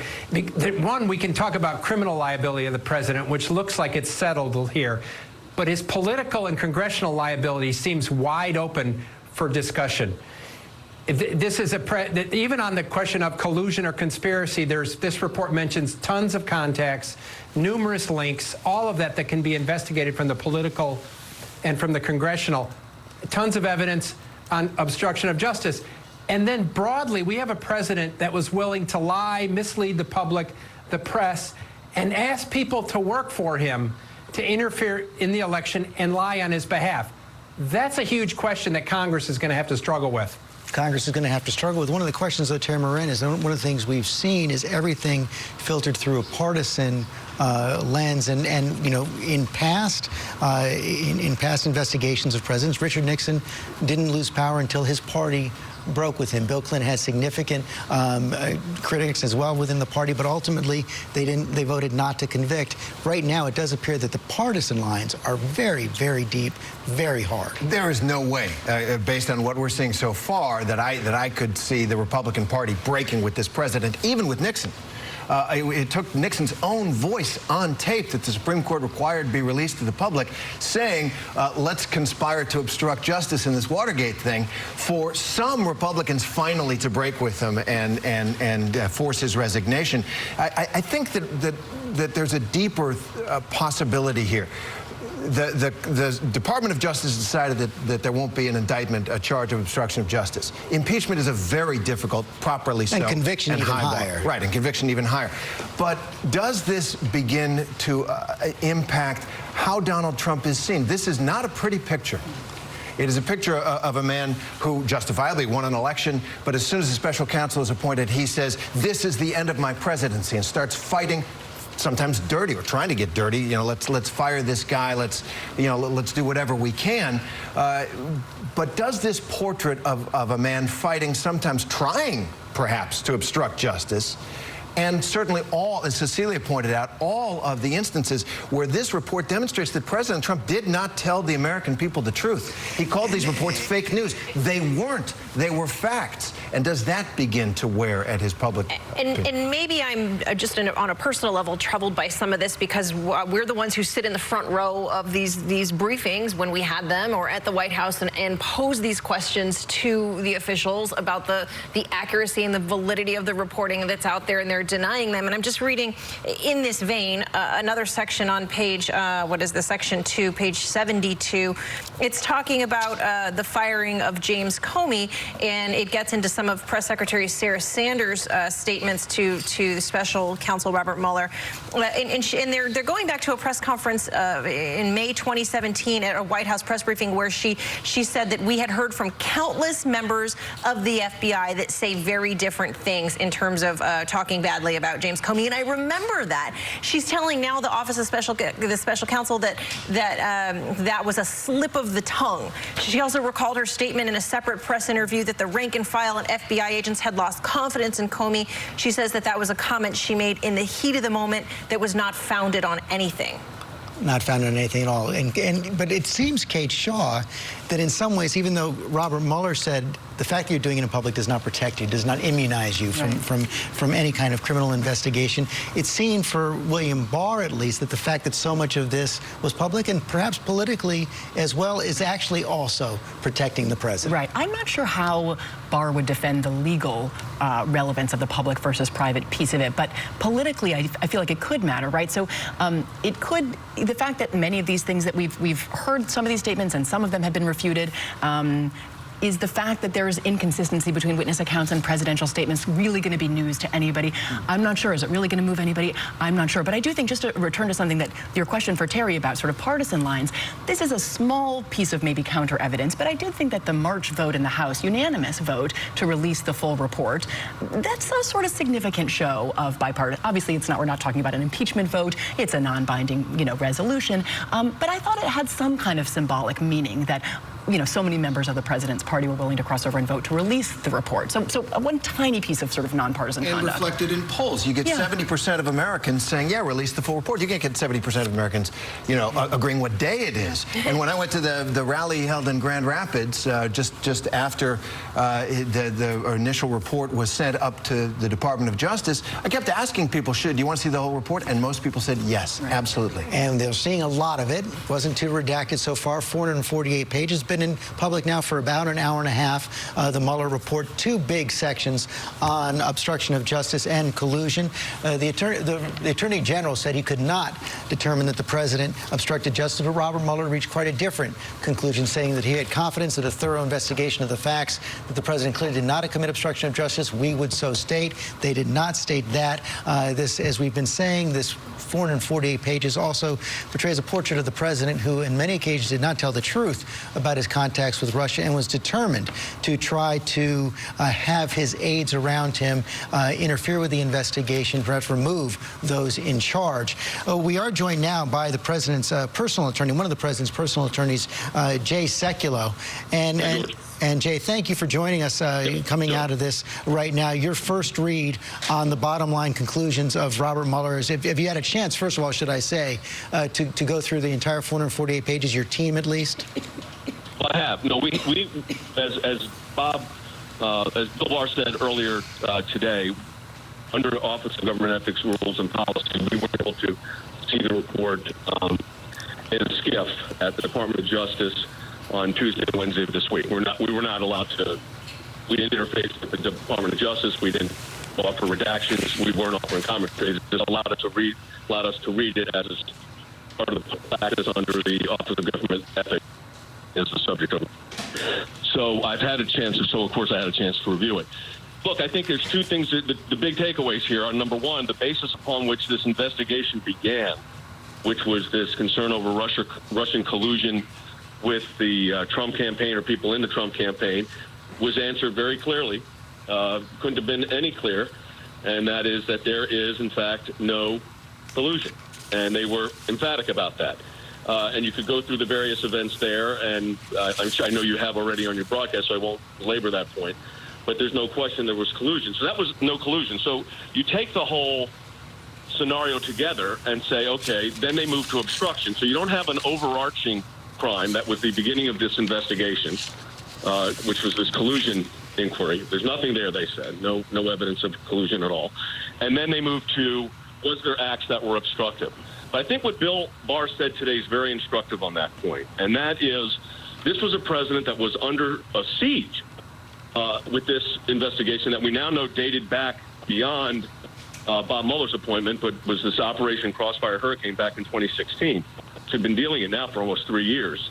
And he defended himself, and he defended himself exercising his First Amendment rights.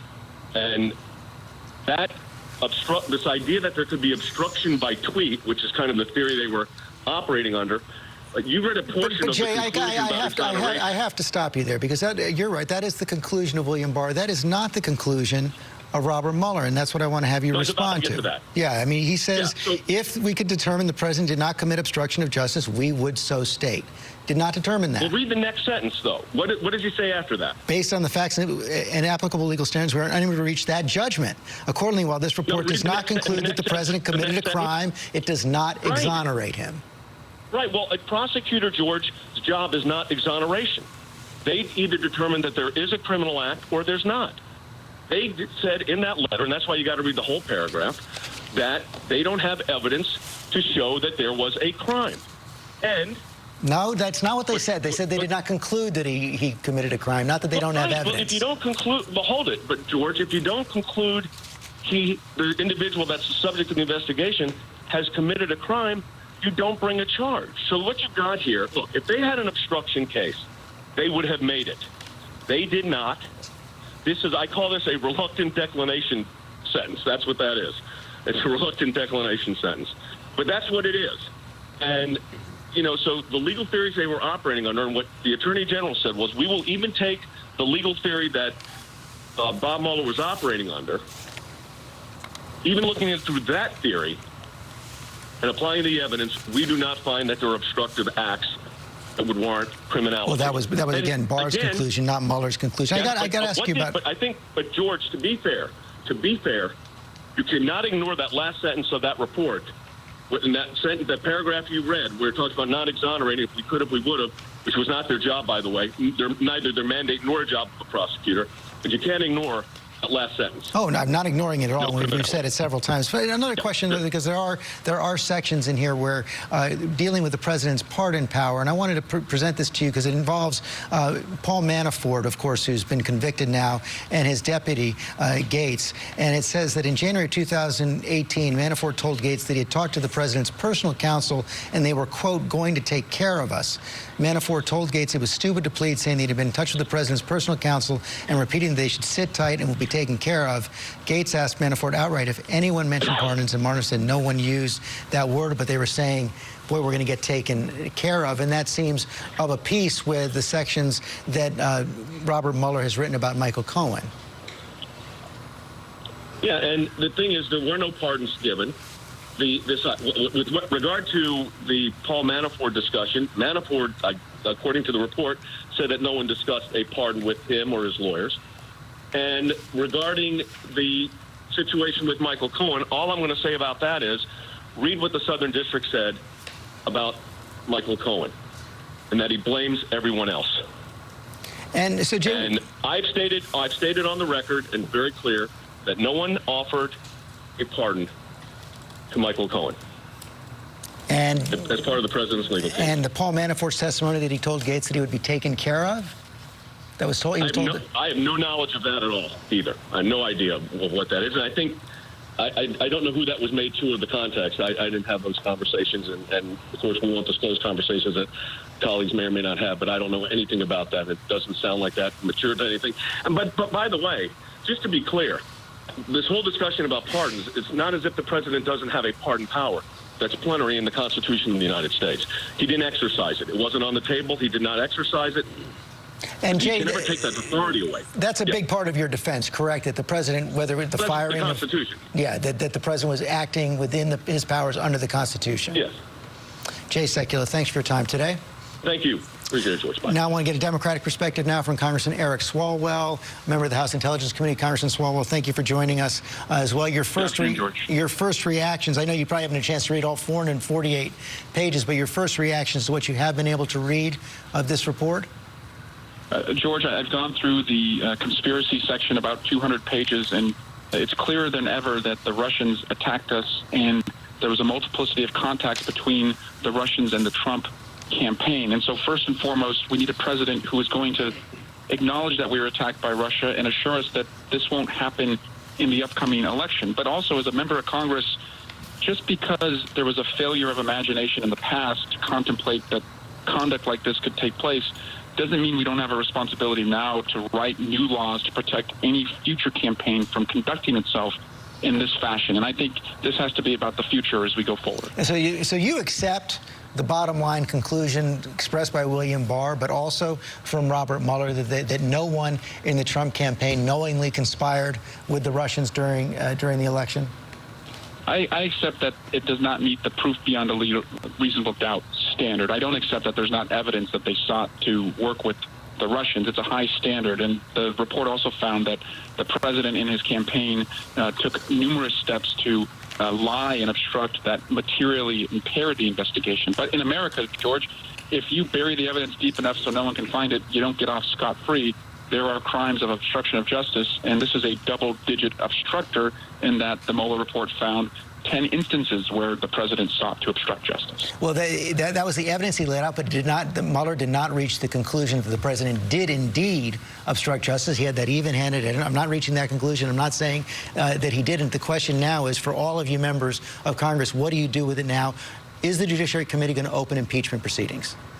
The first thing we're going to do is bring Barr forward, but also we have sent out a letter today inviting Bob Mueller to testify. I think he will be, the final word on this, not Attorney General Barr, who, George, I am calling on to resign. I believe you can be the Attorney General of the United States or the president's lawyer, but you can't be both. And the way that he conducted himself to get this job, the failure to recuse himself, and the way he mischaracterized the report in the press conference shows that he's more interested in being the president's lawyer. Specifically, though, how do you think he mischaracterized the report? Well, I think he did not accurately describe the instances of obstruction of justice that was laid out by Mueller, and also he said there was no evidence of conspiracy, and the report laid out a multiplicity of contacts which was evidence of conspiracy. It's just not evidence that rises to the reasonable doubt standard. And so, again, it seems like he's embedded with the campaign, where legally I think he should be recused. It appears that you're not going to get all of the information, all the underlying documents yet. Of course, your chairman, Gerald Nadler, has authorized a subpoena. Your committee has authorized a subpoena for those grand jury documents. Do you think that subpoena should be served and immediately? I do. And, this is an investigation that we paid for. We should see as much of it as possible, anything that's ongoing. And it's certainly clear that there's 14 open investigations as it relates to Russia that have been farmed out. That should continue to be redacted. But as far as the grand jury materials and the personal identifying information, I do believe Congress has an interest in seeing that, and then we can further protect persons if there's an interest in doing that. But we have an interest to do that, and that interest must be to protect against future interference. The only way to do that is to understand completely who worked with the Trump campaign on the Russian side and what reforms will be needed going forward. Eric Swalwell, thanks very much. I want to bring Mary Bruce back in from Capitol Hill. It does seem like we have several steps now to go through on Capitol Hill. We're going to hear from William Barr on May 1st and 2nd to the Senate and House Judiciary Committees. Clearly, at this point, it does appear that Robert Mueller will be heard from as well. And then the whole question of whether or not they get the entire unredacted report and these underlying documents. Yeah, and George, even before that, one of the first steps may be what you just discussed there with Eric Swalwell, which is seeing those subpoenas being served from the Judiciary Committee. We know that Chairman Nadler has said that he's prepared to use them in short order, possibly as soon as tomorrow. We are going to be hearing from the chairman later this afternoon when he holds his own press conference. But you are going to be then seeing these public testimonies. You're going to hear from Bill Barr before the House and Senate Judiciary Committees. Then you have the Intelligence Committees and the Judiciary Committee also now asking for Mueller to come before their committees and testify. They want this full public airing. We still do not know, though, when you're going to see congressional leaders seeing that redacted version of the report that Bill Barr announced this morning that he would be providing to them, of course, with those exceptions for the grand jury material. We don't know when they're going to see that, but of course that's not going to cut it. Democrats are still going to insist on the full report and the underlying evidence, and George, they are willing to go to court to get it. So you're going to see these testimonies publicly from Barr and Mueller, but you are likely going to see ultimately a court fight here. A long court fight. It could be quite a long court fight. One big difference, we could see Terry Moran from the Nixon case, where they did get the underlying grand jury evidence. In that case, both Congress and the administration went together to petition for that underlying material. That's not going to happen here. Right, and there's also now this recent opinion by the D.C. Circuit, by the controlling appellate court, that says district judges can't just invent new exceptions to grand jury secrecy, which threw a wrench in all kinds of... Yeah, but the question is an impeachment proceeding, a judicial proceeding that would grant them the right to get the material? That's a question. That is the big question. Pierre Thomas, meantime, one of the things we've lost a little bit of sight of right now is the fact that Robert Mueller not only produced this report, not only produced the indictments we've seen over the last 18 months, but also spun off a number of investigations to other U.S. attorneys around the country, which are continuing. George, there's some new information in this report that strikes us. There are at least 14 other possible criminal investigations that have been launched that were outside of the scope of the special counsel. 14. And in the report, they only identified 2 of them that we can see. Michael Cohen's investigation and the recent investigation that was announced involving Greg Craig. So there are at least 12 other spin-off investigations. So the aftermath of this investigation spawned by Robert Mueller will continue for quite some time, George. It is going to go on for some time, and of course that's why some material is redacted from this right now. Dan Abrams, the analysis of this report has only just begun. The political impact has only just begun right now. There's a lot to wade through here, even though people on both sides have already reached pretty firm conclusions. Yeah, and I think that you can start with the fact that it is true that it doesn't seem that there's any real evidence of the Trump campaign being involved in a conspiracy to interfere with the election intentionally. There's some evidence of unwittingly, but not intentionally, to interfere with the election, which was the fundamental basis for the investigation. And a lot of willingness to meet with Russians, to talk to Russians, to get the information. True, but on the fundamental question of interference with the election, the hacking, the Internet Research Agency indictments, there is no intentional link there. That's takeaway number 1. But takeaway number 2 and 3, I think, are more problematic for the president. Number 2, big picture, is there are a lot of people here who are saying the president is lying, has lied to the public about a lot of things, and that the president tried to end this investigation, that the president tried to fire people who he shouldn't have been trying to fire. And that's important when you're looking at this. And number 3 is the Office of Legal Counsel issue, which I keep coming back to, which is it is clear that when Robert Mueller looked at the evidence of obstruction, he looked at it through the prism of, I can't indict a sitting president, so what can I do? And that's why when people say it's not a prosecutor's job to clear someone, that's true. Except when the prosecutor is saying, I don't have the power to indict someone, I can't indict them, it then becomes a little more understandable what he means by, I can't exonerate him. So what it sounds like he's saying is, there's a lot of evidence here of obstruction of justice. And he lays out all the different cases where it seems like there was obstruction, obstructive acts. But because a sitting president cannot be indicted, I don't have the authority to do that. I can't exonerate, but I'm also not saying that it's so clear-cut that I'm willing to go out on a limb and someone who can't respond to it, as Chris Christie was pointing out earlier, in this kind of a non-proceeding, I'm not going to say that this person did it either. So I think that's the big takeaway, which is that's not a great end result for the president when it comes to obstruction of justice.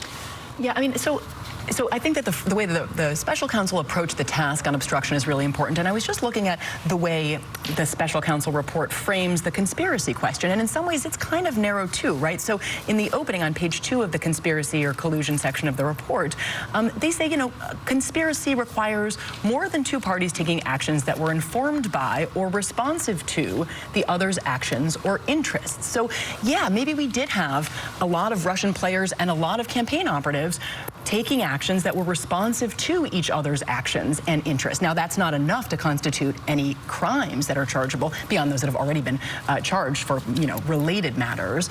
But that also strikes me as a kind of implicit. We're not totally exonerating outside of this narrow legal framework kind of either.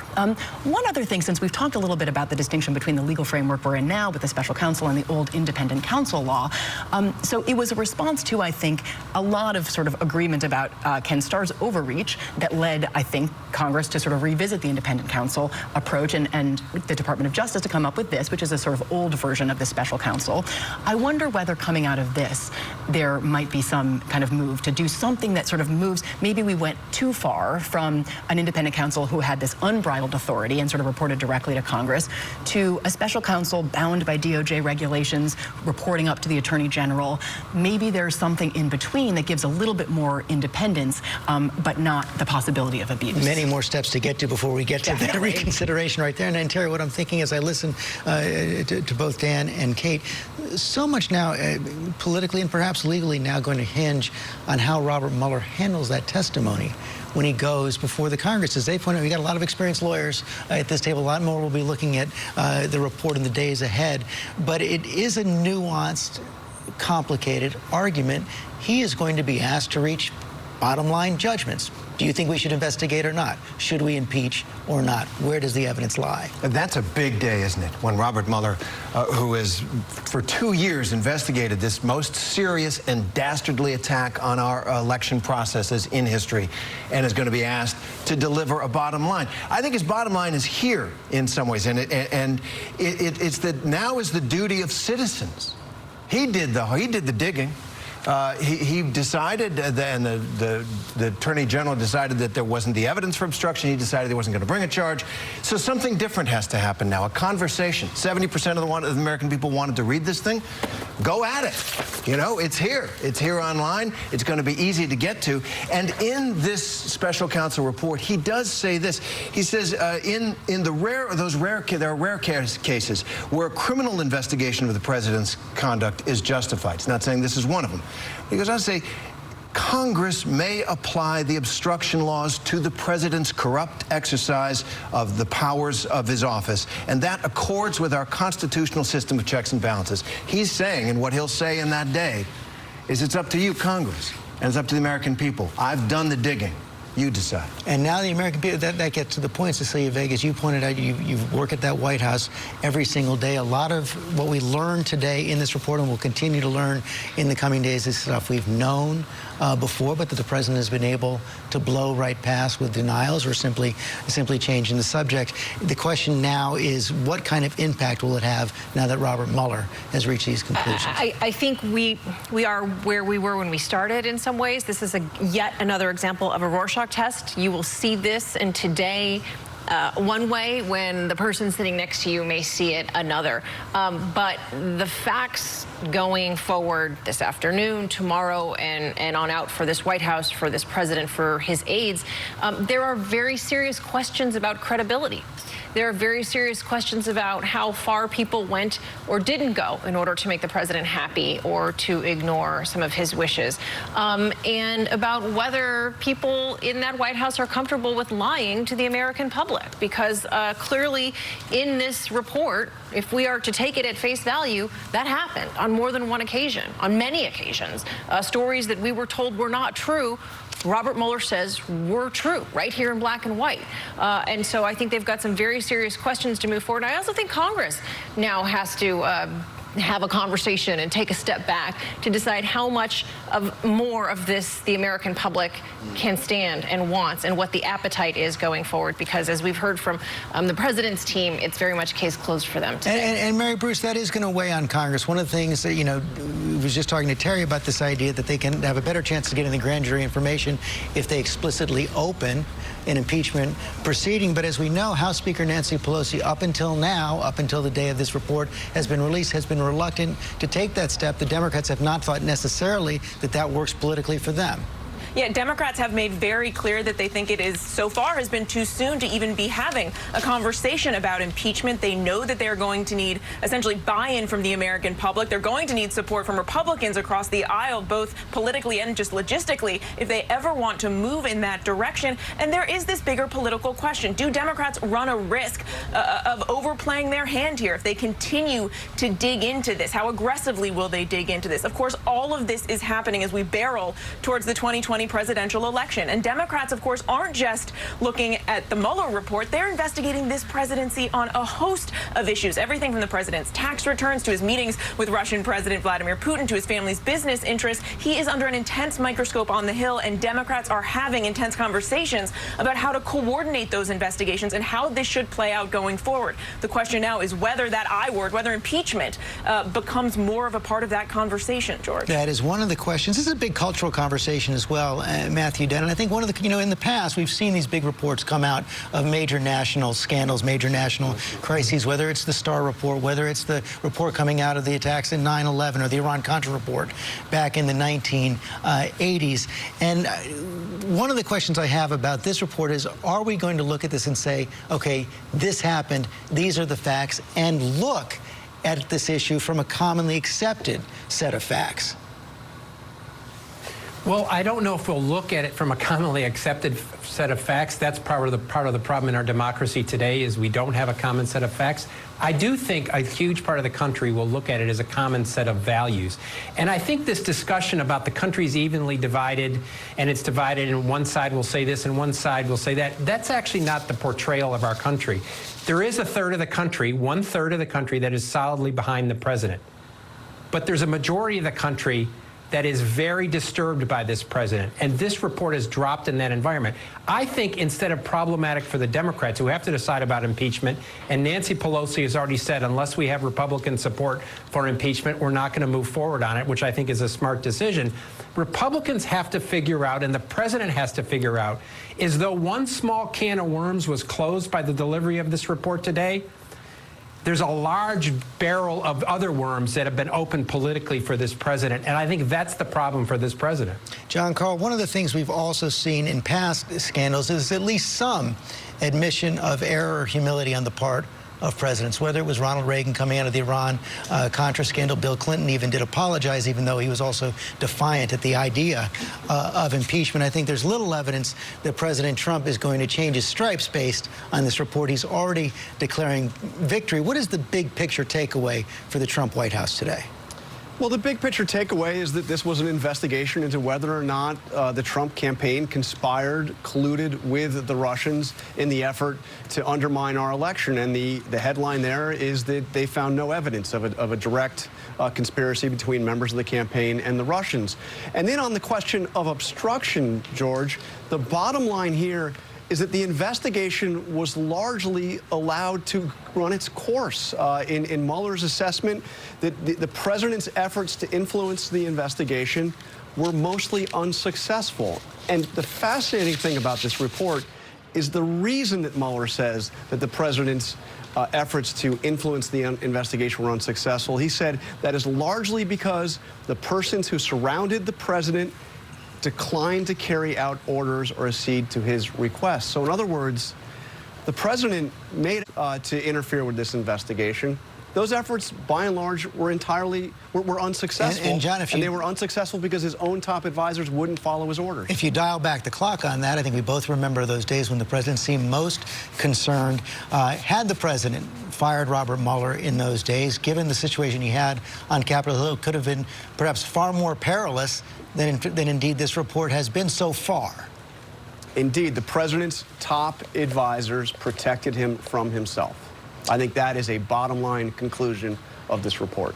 And Pierre Thomas, what does this mean for the Justice Department going forward? We've seen over the last couple of years turmoil at the Justice Department, internal and external turmoil. The president attacking his own attorney general, Jeff Sessions. You now have William Barr, who's come in, who had actually had a long-time relationship with Robert Mueller as well, to try and steady the ship. But now he is under fire from critics on Capitol Hill and elsewhere for acting like the president's lawyer today more than the attorney general, in their words. What is the takeaway for the Department of Justice? Where do they go from here?